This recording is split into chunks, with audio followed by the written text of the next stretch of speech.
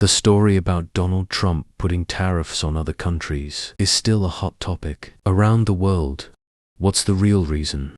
The US president is making neighboring countries and rivals like China pay up with these tariffs. It's because of fentanyl. The question is, what's so bad about this stuff, and why is Trump so angry about it?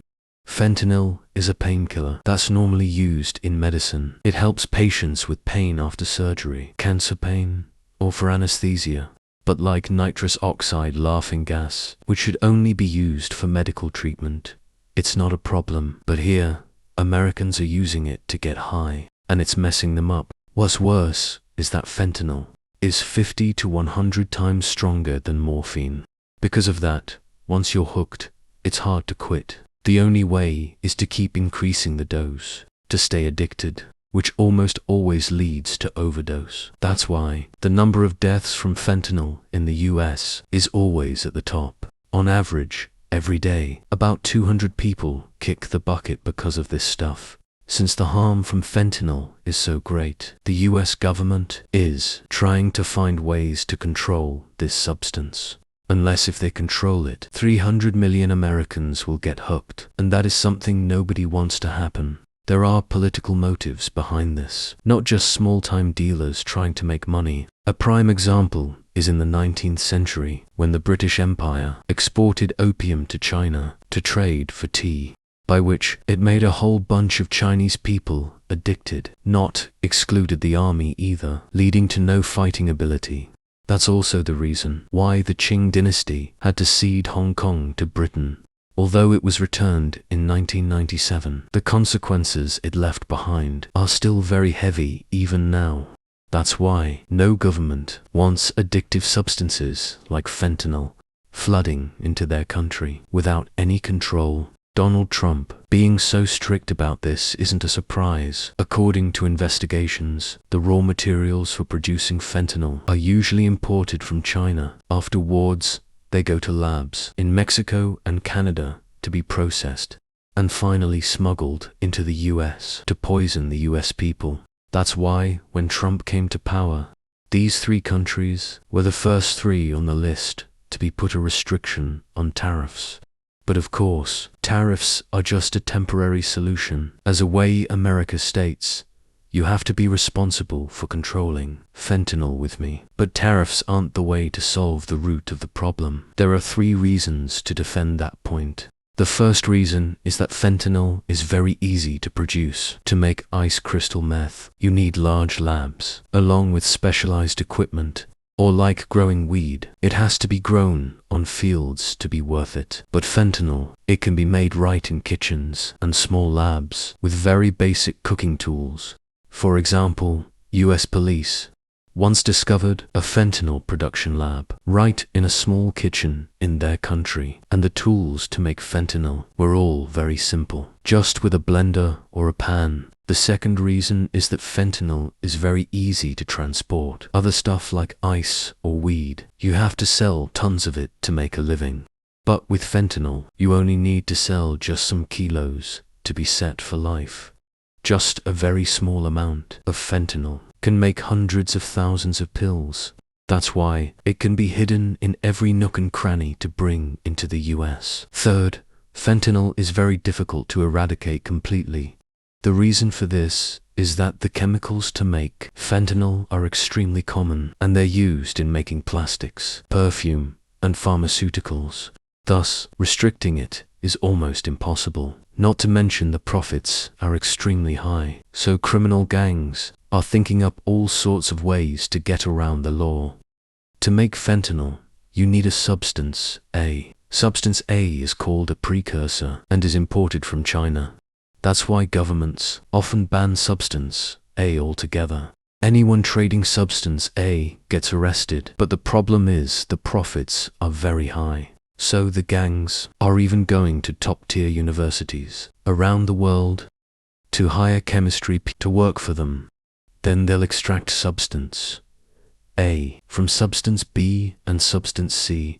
Then from substance A, they make fentanyl. In short, it goes through another intermediate step. For that, the governments have to change the laws again. And however much the laws change, the criminal gangs develop to that point to get around the law. Not to mention, there's another reason that makes it difficult for governments. The demand is too high. So if one gang is broken up, after a while, other gangs pop up. That's why eradicating it completely is extremely difficult. In short, there are 3 reasons why fentanyl is so hard to control. The first reason is that it's easy to produce. The second reason is that it's easy to transport. The third reason is that there's no way to completely eradicate it. Of course, Donald Trump knows all this, but previous presidents have also tried everything, but it hasn't worked.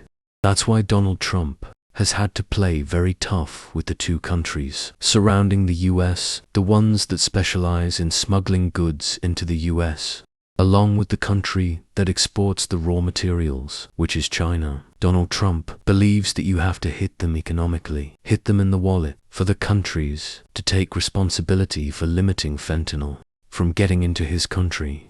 Specifically, in Trump's tariff order this time, there's one thing he's being very strict about. That is, immediately stop the tax exemption for shipments valued under $800. In the past, small shipments like these wouldn't be inspected or taxed by US Customs because it's too small to check, and checking this stuff would take all day.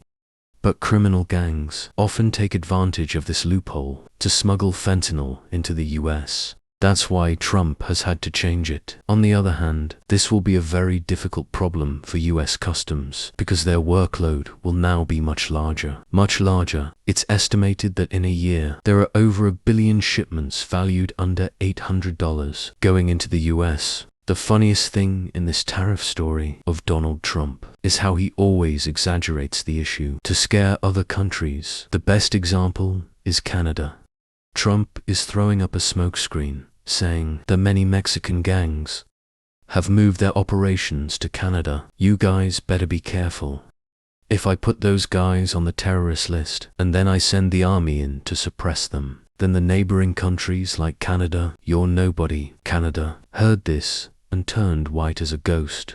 The Prime Minister of Canada had to rush to explain, saying, "Calm down, bro.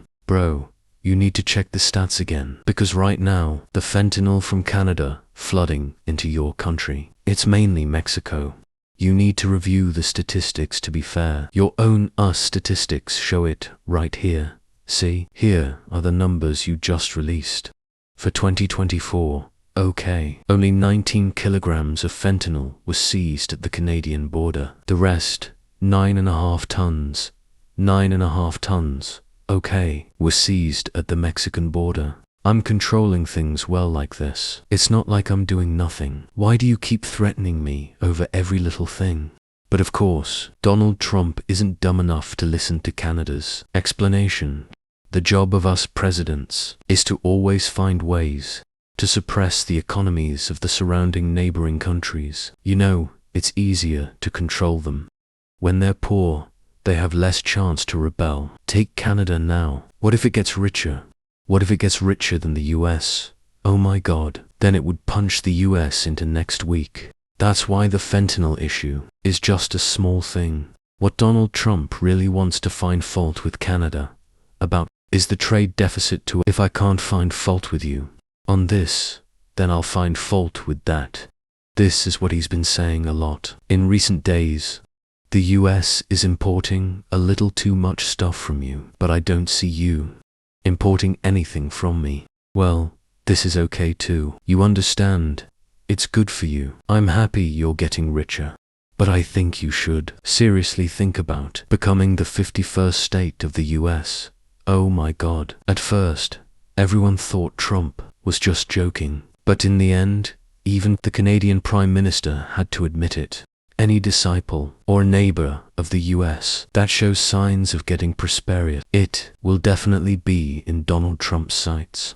Simply because he wants them to develop under his control. Don't be too poor. Your people will be so hungry that they have nothing to eat. Hence, finding any way to flood into the US. That wouldn't be good for the US. But in a nutshell, I want you to be poorer than me. The gap between you and the US should be wide enough so that the US can maintain their superiority. Then the leadership role of my country will be shown clearly, because right now these little punks are getting a little bit of money and they're not listening. They're always, for example, Europe too. Trump is very annoyed about the trade deficit with Europe. The US imports a lot of cars from Europe, and the taxes on cars are low. But on the other hand, you, Europe, I'm telling you, you don't import any US cars at all. That's not good at all. Okay, but with Canada, today, Donald Trump has indirectly drilled them. Aluminum and steel entering the US in a few days will be taxed 25%. Meanwhile, Canada is the top exporter of aluminum and steel to the US. That's why Canada will definitely be the most affected country.